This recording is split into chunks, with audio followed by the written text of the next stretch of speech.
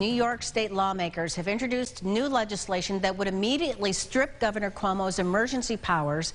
Cuomo was given those powers at the start of the pandemic a year ago. The call to pull those powers coincides with scandals that are impacting the governor's approval ratings.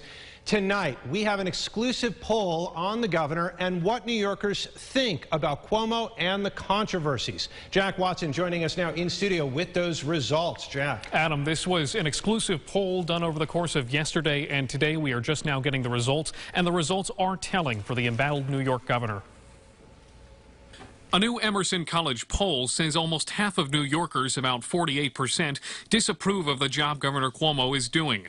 When broken up by party affiliation, 66% of Republicans and 61% of independents disapprove. A majority of New York Democrats still approve of his job performance. Looking ahead to 2022, a slim majority at 51% of Democrats say they would re-elect the governor. 85% of Republicans and 77% of independents would not. This week's allegations of sexual harassment brought national scrutiny to the governor. Notably, in New York, a larger share of men than women think Cuomo should resign over the allegations. 41% of men and 33% of women. Most New Yorkers still think the vaccine rollout should take precedence over a Cuomo investigation.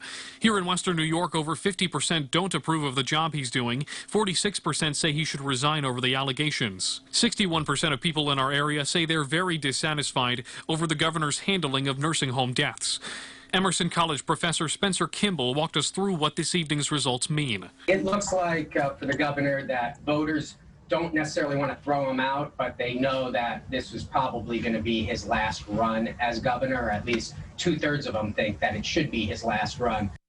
And Adam, Maureen, one of the survey questions, do you think the state is heading in the right direction or the wrong direction? The responses nearly split 50-50.